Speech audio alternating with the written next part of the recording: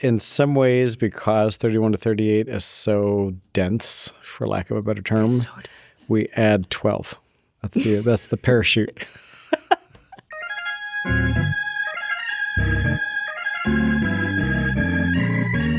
Hey everybody, it's Pastor Los back with you for another Gospel Unplugged.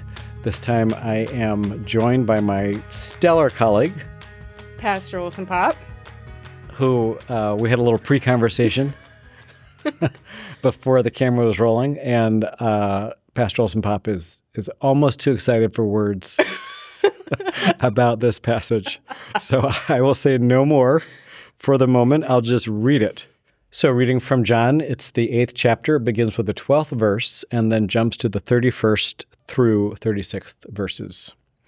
St. John writes, "Again Jesus spoke to them, saying, 'I am the light of the world. Whoever follows me will never walk in darkness, but will have the light of life.' Then Jesus said to the Jews who had believed in him, 'If you continue in my word, you are truly my disciples, and you will know the truth, and the truth will make you free.' They answered him, 'We are the descendants of Abraham and have never been slaves to anyone. What do you mean by saying you will be made free?'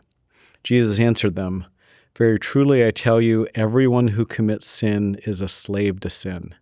The slave does not have a permanent place in the household. The Son has a place there forever. So if the Son makes you free, you will be free indeed.'" All right, so what did you love most about this? It's so frustrating because it's so... Just too many good things to choose from? Yeah. It's so Lutheran.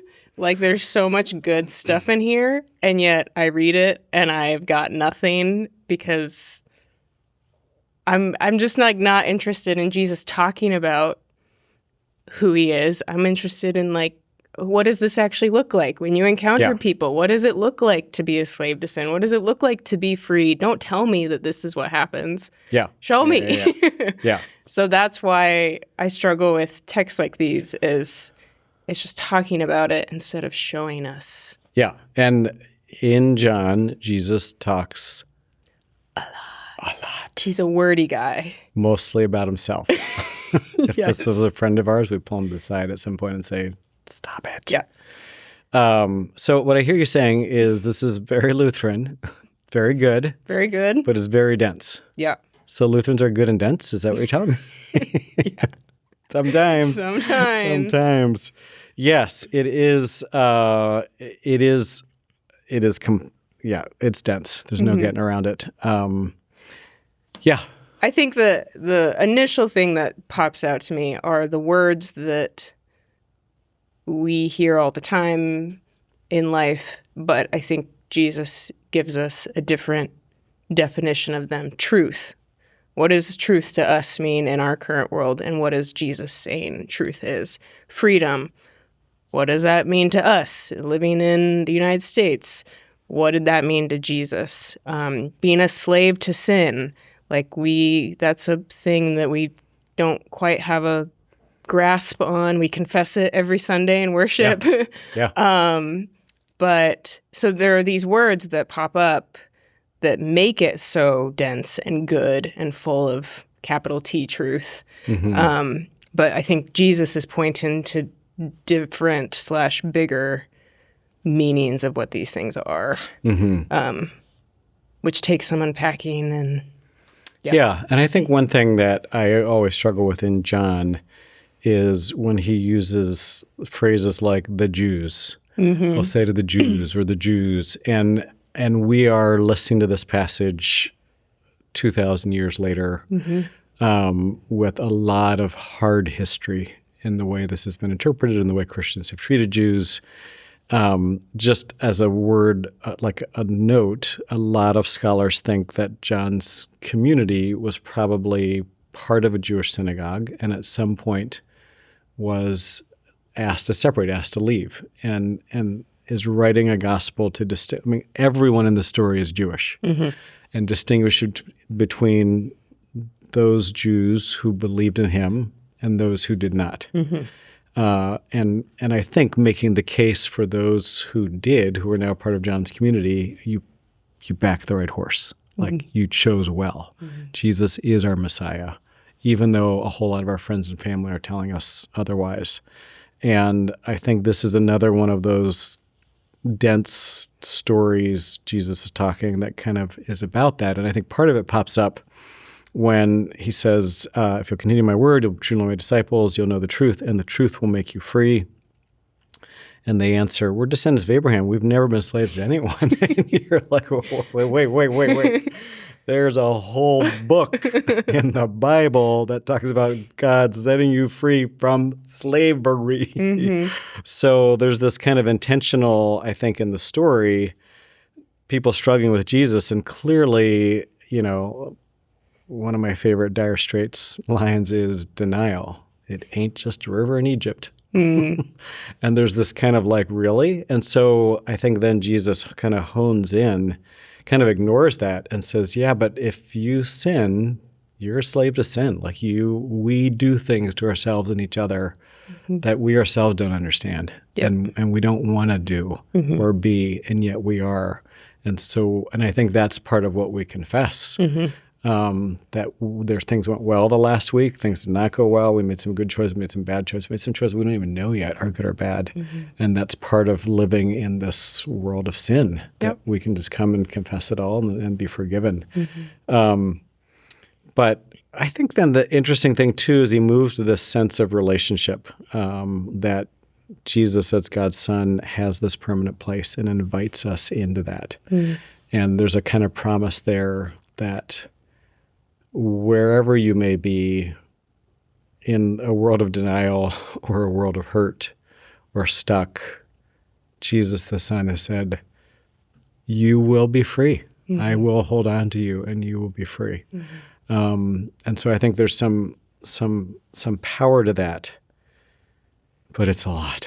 It's a lot. A lot to work through. It is. Let's just go back to the light of the world. Yes. Yes. Oh. I think that's important, though, to remember that this is a freedom that comes from outside of ourselves.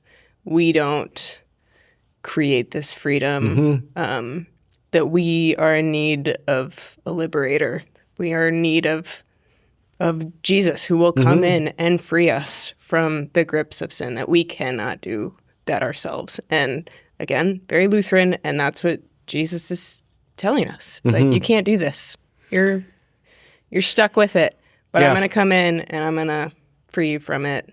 Yeah, which might be what prompts that negative reaction. I mean, it's that sense of you're my disciples, because it starts with Jesus said to those who had believed in him. So they're following him. These aren't adversaries. And so you could hear this first part as like a promise. If you continue my word, you're my disciples, you'll know the truth. The truth will set you free. And it's like, what are you talking? Like, why is that an accusing word? I think it's what you said, to sort of admit that we can't do it ourselves when this whole world is telling us we should be able to, that we can. That's a hard word.